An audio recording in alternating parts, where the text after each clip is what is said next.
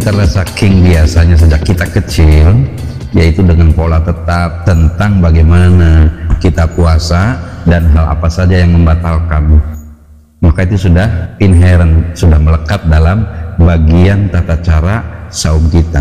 Namun seringkali kita juga butuh argumentasi dalil yang membatasi tentang apa dan bagaimana saum kita dan yang terkait dengan hal yang membatalkannya. Secara takrif, saum itu sudah jelas bahwa yang membatalkannya adalah makan atau memasukkan makanan dengan sengaja melalui mulut. Saya ulang, memasukkan makanan dengan sengaja melalui mulut. Yang keduanya, minum. Yang ketiga, hubungan suami istri di siang hari. Itu saja sebetulnya secara prinsip yang membatalkan puasa. Selain itu, tidak membatalkan siam, sekalipun berkaitan dengan mulut atau perut. Misalkan infus, itu termasuk yang tidak membatalkan saum. Nah, berikut ini hal-hal yang tidak membatalkan siam. Satu, membersihkan hidung ketika wudhu. Rasulullah SAW memberi informasi kepada seorang sahabat yang minta nasihat tentang wudhu. Kata Rasulullah, asbighil wudhu'a wa khallil bainal asabi'i.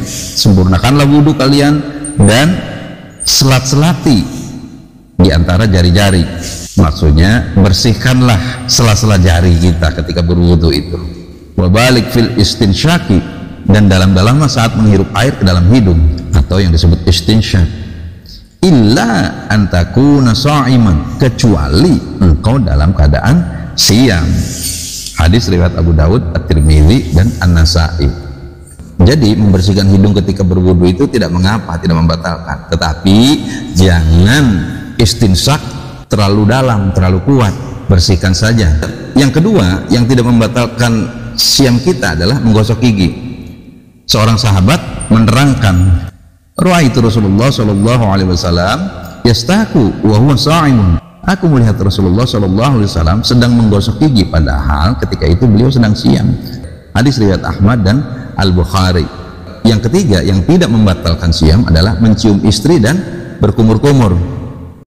Kenapa disandingkan mencium istri dan berkumur-kumur? Karena memang metafora ini yang digunakan oleh Rasulullah untuk membangun sebuah logika hukum yang disampaikan kepada sahabatnya yang super cerdas itu. Jadi sahabat Umar bin Khattab radhiyallahu anhu suatu hari pernah mencium istrinya karena saking gembiranya, padahal ia sedang siam. Kemudian ia mendatangi Nabi sambil ketakutan. Seraya berkata, ya Rasulullah, hari ini saya melakukan kesalahan besar. Saya mencium istri, padahal saya sedang siam. Lalu sabda Rasulullah, Ara'aita law tamadmadta bima'in wa anta sha'im? Apa pendapatmu jika engkau berkumur-kumur dengan air, padahal engkau sedang siam? Ini pertanyaan bukan karena Rasulullah tidak tahu, tapi untuk merunut logika yang terstruktur yang ditanyakan tentang mencium istri, tapi dijawabnya dengan bab berkumur-kumur. Qultu, Umar menjawab, la ba'sa bidzalik. Tentu hal itu tidak apa-apa ya Rasulullah. Faqala sallallahu alaihi wasallam, lalu Nabi sallallahu alaihi wasallam bersabda, fima. Lalu mengapa? Artinya, ya nggak apa-apa. Berkumur-kumur itu bukan minum, bukan hal yang membatalkan puasa. Lalu mencium istri juga bukan jima, tentu bukan bagian yang menjadi pembatal puasa. Ikhwatiman yang berbahagia, yang keempatnya adalah bab yang tidak membatalkan puasa, yaitu mencumbu istri mubasyarah. Tentang hal ini kita membedah cerita dari Aisyah radhiyallahu anha. Kata beliau radhiyallahu anha, disampaikan, kana Rasulullah sallallahu alaihi wasallam yubashiru fi wa huwa sha'imun. Nabi Shallallahu Alaihi Wasallam mencumbuku padahal beliau sedang siam. Wa kana amlakakum lirbihi, dan beliau adalah orang yang paling dapat menguasai dirinya. Hadis riwayat At-Tirmidzi. Nah, tentang mencium dan mencumbu istri sekalipun tidak membatalkan siam, tetapi harus hati-hati, jangan sampai ngegas, jangan sampai melewati batas. Para ulama fikih berpendapat bahwa hal itu akan mengurangi pahala siam. Jadi kalau kita terjemahkan dalam kekinian, itu mungkin dalam konteks memberikan perhatian yang semestinya kepada para istri kita, hendaknya dibatasi sampai pada hal yang demikian saja. Ikhwatu iman, yang tidak membatalkan siam yang kelima adalah muntah, lalu mimpi bersenggama dan berbekam. 3 hal: muntah, mimpi bersenggama, lalu berbekam. Dalam sabdanya Rasulullah SAW menyampaikan, la yuftiru man qa'a, tidak batal orang yang muntah, wala man ihtalama, yang mimpi bersenggama, wala man ihtajama, dan yang berbekam. Hadis riwayat Abu Daud. Yang keenam, tentang menyiramkan air ke kepala, menuangkan air ke kepala, baik ketika mandi maupun di luar mandi. Salah seorang sahabat menerangkan, falaqad ra'aitu Rasulullah sallallahu alaihi wasallam yasubbul ma'a ala ra'sihi minal harri, sesungguhnya aku melihat Rasulullah sallallahu alaihi wasallam menuangkan air di kepalanya karena panas, wa huwa sha'imun, dan ketika itu beliau sedang dalam keadaan saum.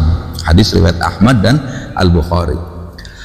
Lalu bagaimana halnya ketika kita memasuki subuh masih dalam keadaan junub? Pada poin yang ketujuh ini termasuk yang tidak membatalkan puasa apabila kita mendapati subuh dalam keadaan masih junub. Karena Nabi sallallahu alaihi wasallam yusbihu junuban min ghairi hulumin, Nabi sallallahu alaihi wasallam bangun subuh dalam keadaan junub, bukan karena mimpi. Summa yasum, lantas beliau siam saja. Hadis riwayat Al-Bukhari dan Muslim. Di sini diterangkan bahwa Rasulullah SAW agak terlambat mandi janabat, kemudian tersusul waktu subuh, tapi beliau melanjutkan siamnya. Dengan demikian maka jelaslah bahwa ini tidak merupakan pembatal siam. Yang kedelapan, lupa. Sabda Rasulullah SAW, man nasiya wa huwa sha'imun fa akala aw syariba falyutimma saumahu, siapa saja yang lupa padahal ia sedang siam lalu ia makan atau minum, hendaklah ia lanjutkan siamnya.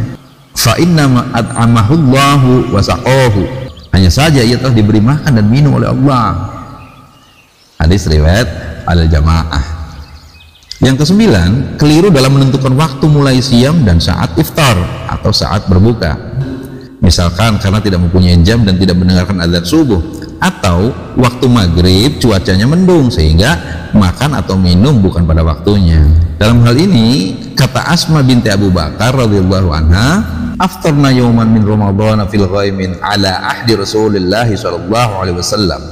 Suatu hari kami masih makan dalam keadaan cuaca mendung pada zaman Rasulullah sallallahu alaihi wasallam. Summa tala'atis syamsu, kemudian terbitlah matahari. Pada hadis ini tidak ada keterangan bahwa beliau mengumumkan harus mengqadha atau mengkifarat siamnya atau puasanya itu. Maka secara umum hadis ini pun menjadi penjelas dari Quran surat Al-Ahzab ayat 5, yang di situ Allah sampaikan, a'udzubillahi minasyaitonirrajim, wa laisa 'alaikum junahun fima akhta'tum bihi walakin ma ta'ammadat qulubukum wa kana Allahu ghafurur rahim. Dan tidak ada dosa atas kamu jika kamu khilaf tentang itu, tetapi yang ada dosanya itu apa yang disengaja oleh hatimu, wa kana Allahu ghafurur rahim. Demikian telah jelas konfirmasi dari dalil-dalil yang disampaikan tadi bahwa hal-hal yang tidak membatalkan siam kita. Mudah-mudahan siam kita adalah siam yang nikmat, siam yang penuh berkah, siam yang membangun sifat qanaah, yang menerima takdir dari Allah apapun adanya, hingga kita dikenal sebagai umat Islam yang kuat dalam keadaan apapun. Aku qouli hadza wa astaghfirullah li wa lakum. Wassalamualaikum warahmatullahi wabarakatuh.